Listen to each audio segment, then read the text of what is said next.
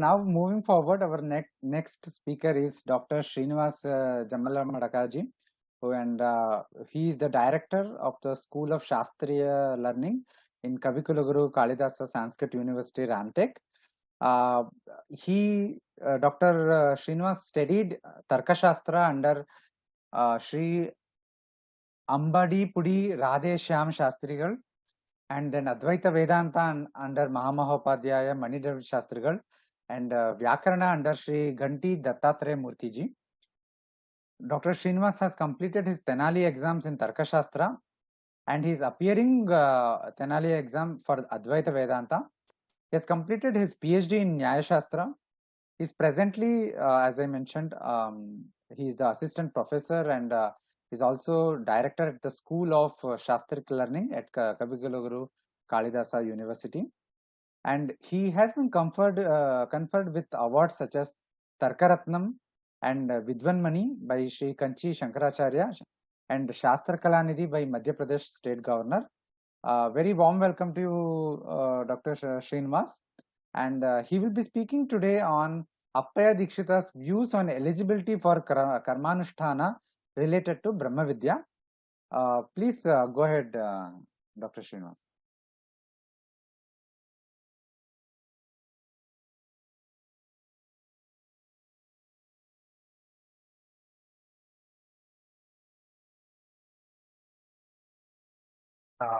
Is my screen visible? Yes, it's visible. Yeah.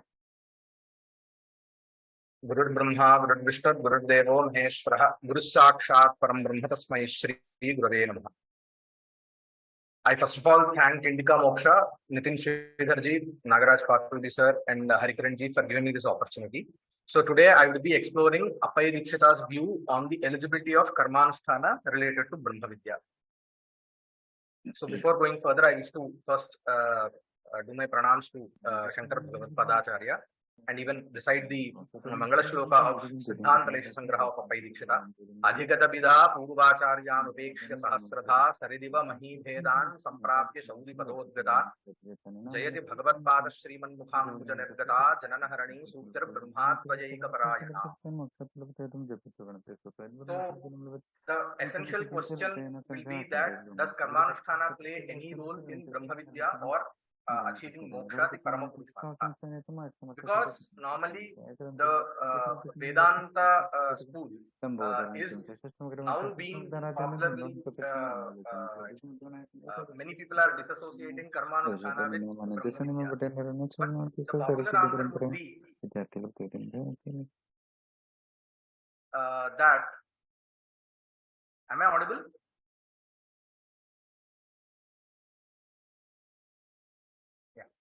So the main, popular answer would be no, Karmānuṣṭhāna is not related or does not play any role, because karma sannyasa is essential in Brahmavidyā or moksha.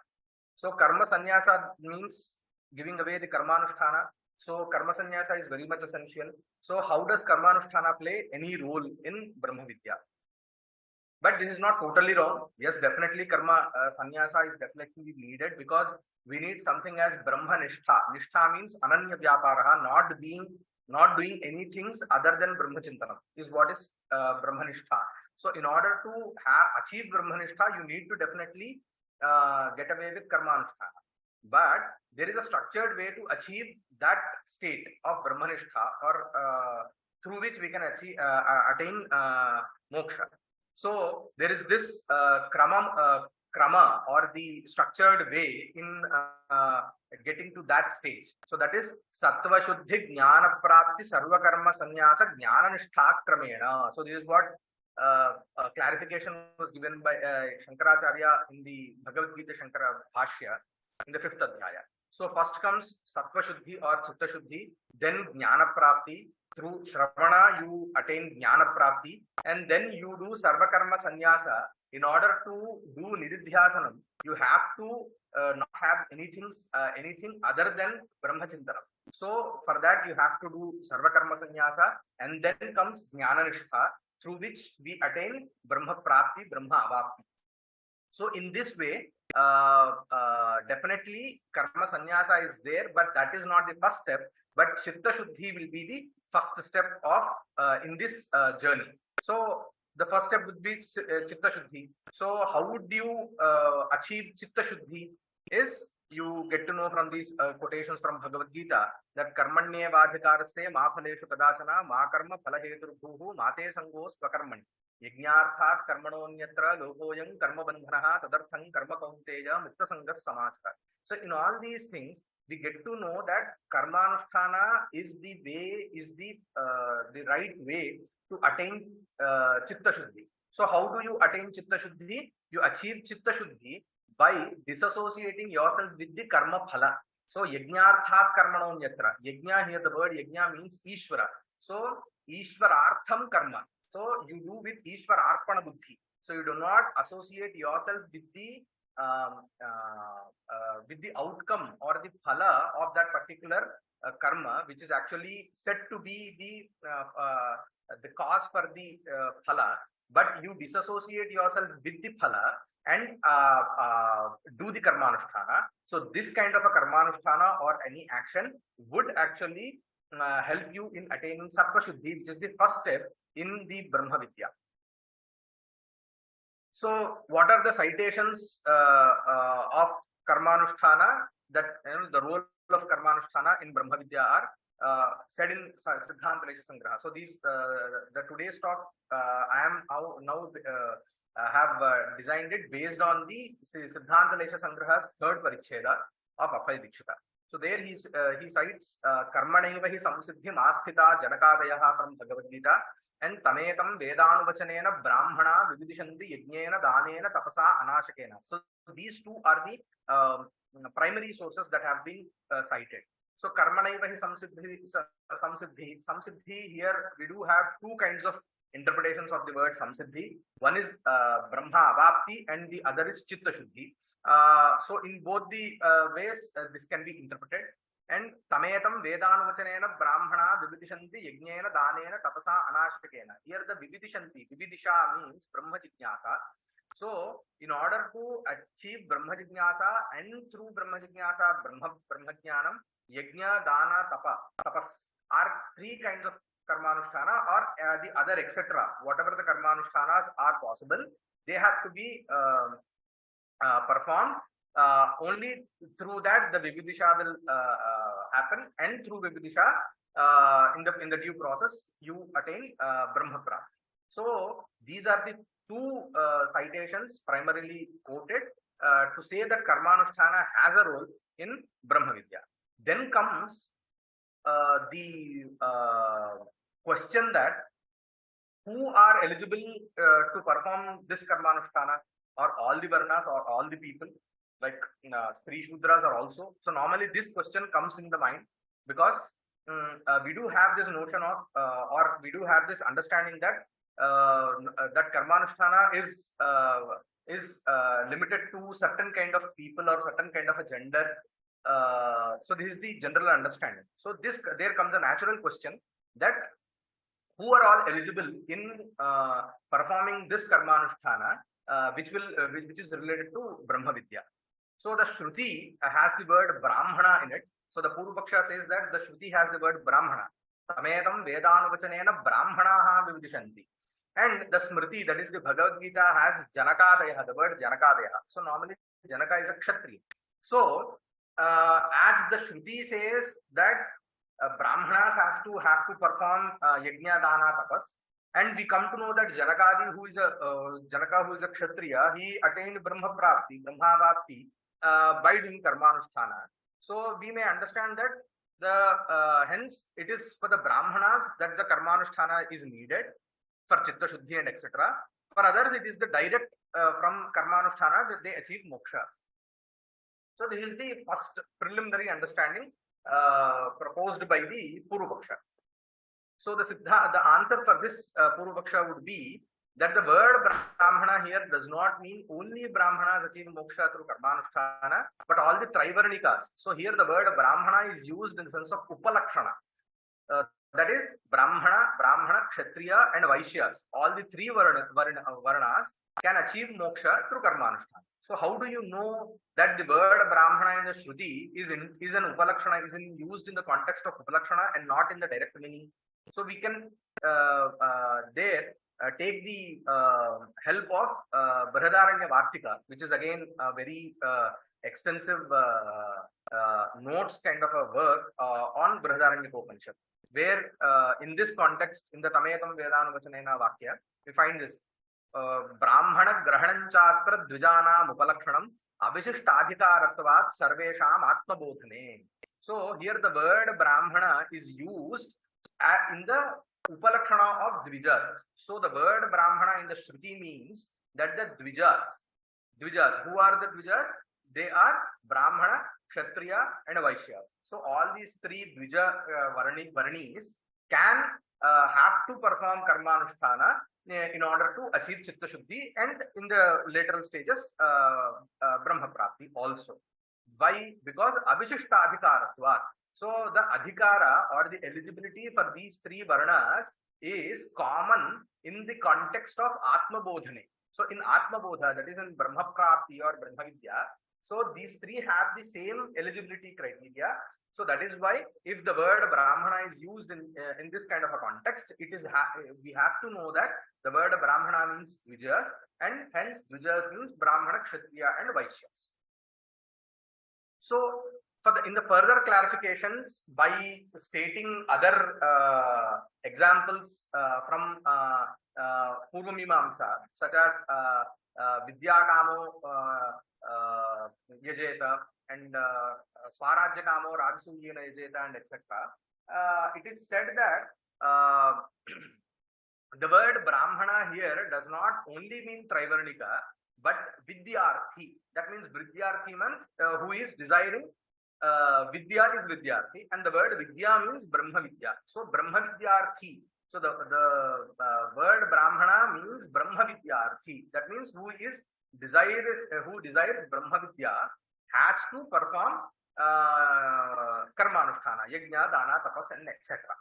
So then a natural question arises that if the word Brahmana is used in the context of Vidyarthi, that is Brahmavidyarthi, that is who desires Brahmavidyā, then anyone can be a Vidyarthi, because Vidyarthi means desiring the Vidya. So you cannot restrict one's desire towards Vidya based on gender or Varna. So hence, does that mean that all the four Varnas along with the Shudras? Shudra means you can take the gender restriction also, that is three Shudras, also shall be eligible to perform Karmānuṣṭhāna, which is related to Brahmavidyā.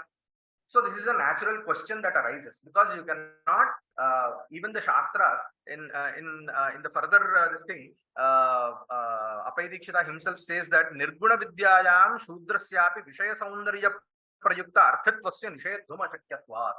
So you cannot say that being a Shudra or being a Stri, that you cannot restrict them from having the Vidyarthitvam, because if they understand the concept of Brahman or the knowledge itself, then you cannot stop them from having Jijnasa. So does that mean all the Varnas and Stri Shudras and all are eligible to perform Karmānuṣṭhāna related to Brahmavidyā? Then the preliminary answer, that is the first answer, that could be that Shudras do not have the eligibility to perform Karmānuṣṭhāna related to Brahmavidyā. So what is the source that can be taken here is, so here they cite Apashudradhikarana, which is in Brahma Sutra's first Adhyaya's second pada, where the Vichara goes on whether Shudras have the Adhikara or not in Brahmavidyā. So here we can take the Shankara Bhashya itself. Na Shudrasya Adhikaraha Vedadhyayana Bhavat Adhita Vedo hi Vidita Vedarthaha Vedartheshu Adhikriyate Nata Shutrasya Vedadhyanam Asti Upanayana Purvakatvad Vedadhyanasya. So Shudras do not have the Adhikara in Brahmavidyā or Upanishad Vakya Shravanam, because they do not have the Adhikara of Vedadhyana. Why they are not having the eligibility, or they cannot do the Vedadhyana? Because Vedadhyayana is for those who have Upanayana Samskara, and Upanayana Samskara is restricted to the Trivarnikas, male Trivarnikas. So hence, as there is no eligibility criteria being fulfilled, hence it is natural that technically they cannot have the access to the source of the knowledge, and hence they cannot, because who can perform the who can do the Karmānuṣṭhāna is those people who have the adhikara lakshanas. So who can be an adhikari? Arthi, samarthaha, vidwan. So these are the three criteria. He should be phalarthi.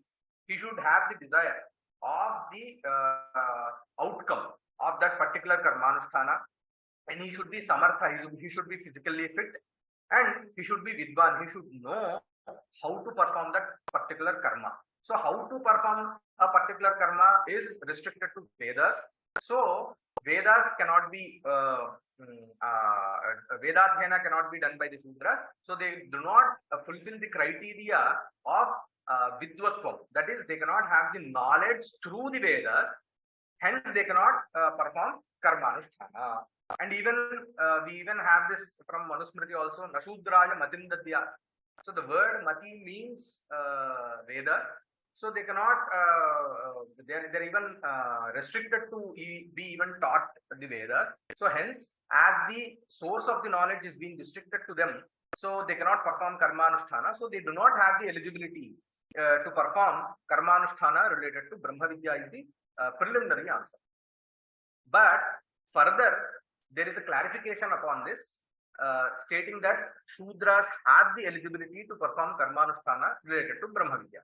So in order to understand Karmānuṣṭhāna, which is related to Brahmavidyā, we need to know what kinds of Karmānuṣṭhāna are there. So there are Vedic Karmānuṣṭhānas and non-Vedic, that is Vaidika and Vedetara.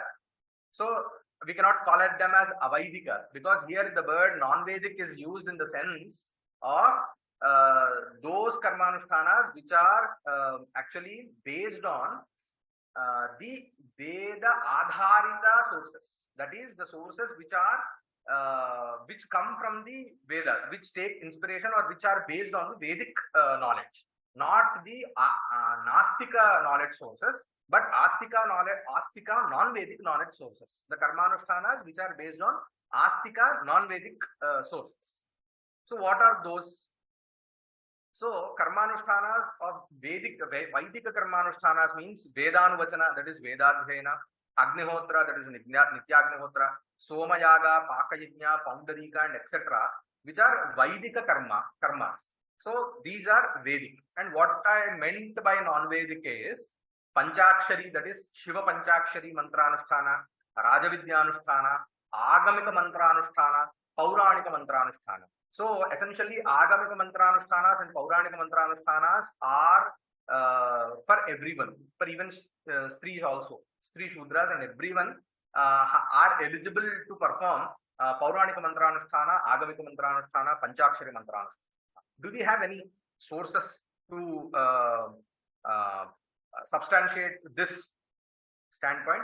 We do have this in Brahma Purana Uttarakhanda.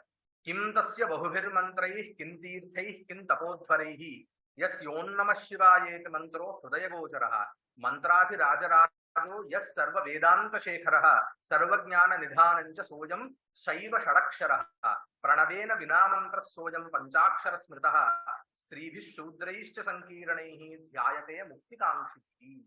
So in Brahma Purana, we find this citation where the greatness of the Shiva Panchakshari or Shiva Shadakshari is been Om Namah Shivaya, the mantra Om Namah Shivaya, the greatness of this. So this is called as Sarva Vedanta Shekhara. This is the gem of the Vedantas, where which is Om Namah Shivaya. Yasya Om Namah Shivaya iti mantra. So this Om Namah Shivaya, this Namah Shivaya comes from the Namaka Prashna of the Rudradhyaya.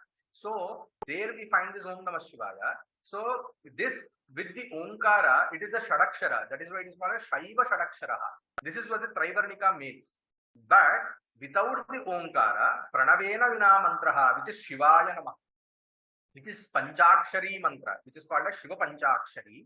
This is for Stri, Shudras and Sankirnas, that is the Sankarajati Visheshas, and even who are Avarnis. Avarnis means who do not belong to, Anashramis, not Avarnis. It is Anashramis, that is who do not belong to the 4 ashramas, Brahmacharya, Grihastha, Vanaprastha and Sannyasa, because which are called as Vidhuras.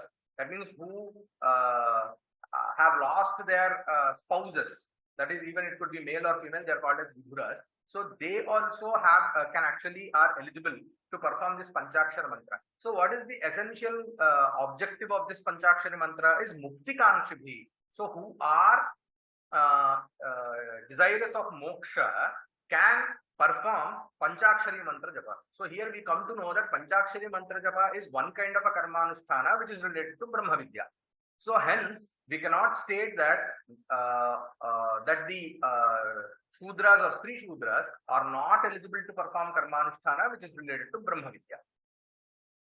And even further, he even explores the nature of this particular Shruti Vakya which has been cited. Tametam Vedanuvachanena Brahmana Vividishanti Yajnena Danena Tapasa Anashakena. So there are 4 kinds of Karmānuṣṭhānas that have been cited in this Vedavakya. That is Vedanuvachana, Yajna, Dana and Anashana Tapas. Anashana Tapas. That is without taking food. That is a kind of a tapas. So here if we actually see, so these 4 kinds of Karmānuṣṭhānas are independent causes for Vividisha or Brahma Jignasa. They do not have interrelational. They are not interrelation. That is, who has Vedanuvachana, then only can perform Yajna, then only can perform Dana and then Anashana. All this as a set are causes for Vividisha. No. Here, as they are stated independently, Vejnena, Danena, Tapasa, Anashakena, Vedanuvachanena. So we can infer that here each and every Karmānuṣṭhāna is independent to achieve Vividisha. So how do you understand this? How do you come to this conclusion that these 4 are independent causes to Vividisha? So if these 4 are interrelated, or they are 4 are considered to be one set or one set of cause to Vividisha, then I think I missed that this thing. So then the Vedavakya would be something like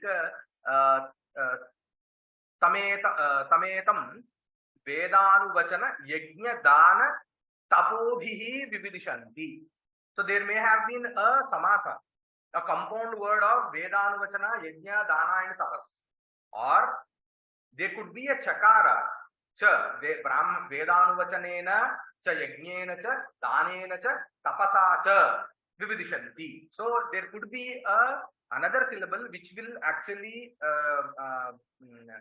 state that these 4 along, as one entity are will lead to Vividisha. So we do not find this kind of a Shruti there. So hence it is inferred, or it is the Tatparya has been the Tatparya Nirnaya has been done that these 4 are independent causes for Vividisha.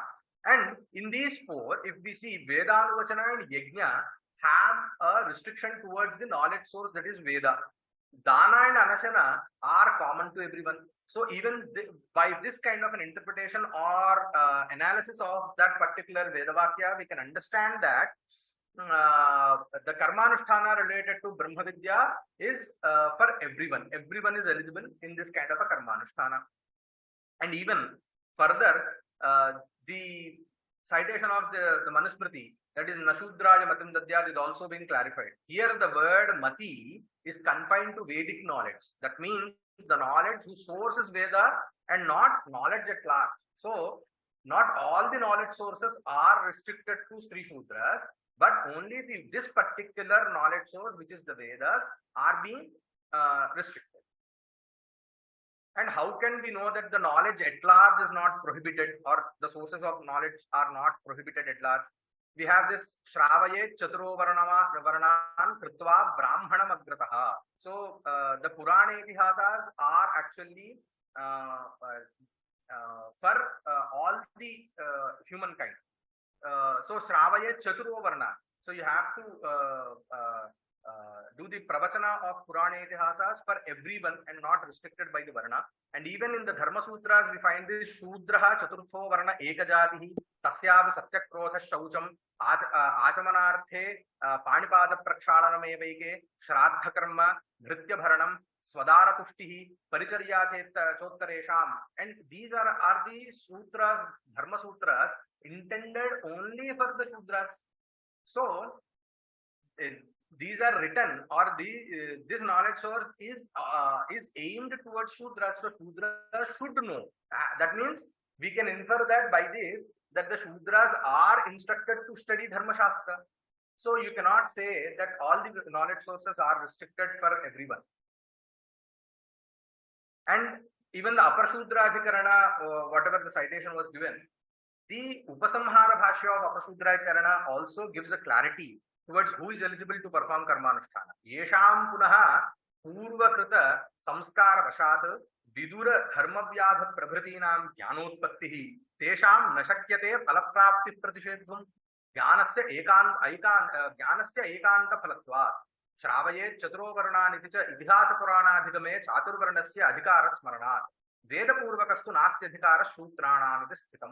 So even in the Shankara Bhashya, Bhagavadpada clarifies that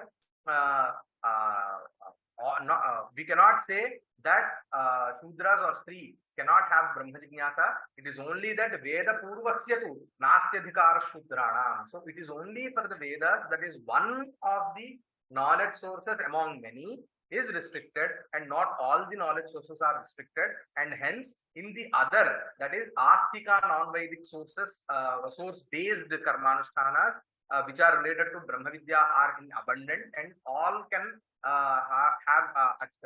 do that particular Karmānuṣṭhāna, which will lead to moksha. And Nashudre Patakam Kinchid Nacha Samskaram Arhati. So this is another citation which actually even gives a clarity why the Shudras are not instructed certain kinds of samskaras is because they do not have any patakam. Samskara means normally cleansing.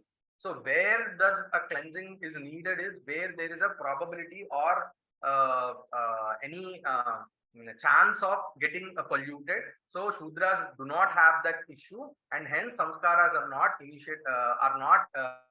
assigned to them. Tasmat Vividisha Vakye Brahmana Padasya Yathaprapta Vidyadhikari Matra Vishayatvena Shudrasyapi Vidyartha Karmadhikaraha Siddhatyeva. So this is the final conclusion of Appayya Dikshitendra on this topic of eligibility of Karmānuṣṭhāna related to Brahmavidyā. So he says that in the Vividisha Vakya, that is Sametam Vedanuvachanena Brahmana Vividishanti Yajnena Danena Tapasana Shakena, in that particular Vakya, we can come to this conclusion that the word Brahmana means Vidyadhikari, Yathaprapta Vidyadhikari. So it is the Brahmavidyarthi is intended with the word Brahmana, and hence Shudrasyapi Vidyartha Karmadhikaraha Asti. That is, even the Shudras are eligible to perform the Karmānuṣṭhāna which is related to Brahmavidyā.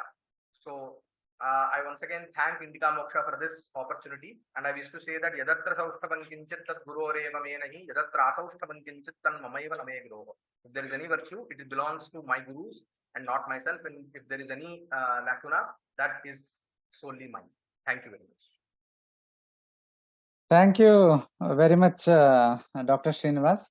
Very wonderful presentation, and I think adds a very important clarification to a very contemporarily controversial issue that about the Karmānuṣṭhāna and the notion of adhikara and how everybody is eligible for moksha. The path may be different, the ritualistic method may be different, but everybody is eligible, everybody can work towards moksha. Nagaraj, do you have any comments to add? Yeah, the same one I wanted to add the way you said.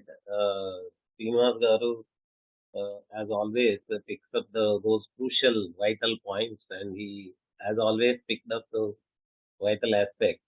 And this was touched upon by Maheshwaranji also with regard to the karma tattva of Dikshitarendra Acharya, and that is why he always focuses on the karma aspects in his personal life, he was a karmata. That is why he comes back every time to Karmānuṣṭhāna. That is why there is a significance in his discussions on Karmānuṣṭhāna. And those aspects and the contemporarily relevant, probably by the time of Appayya Dikshitendra, the issue of adhikara that Srinivas Garu was raising was very important, and he rose up to the need of his time, and he made such relevant comments which are useful for 21st century today also. Thank you very much, Srinivas. Thank you, Nagaraj ji.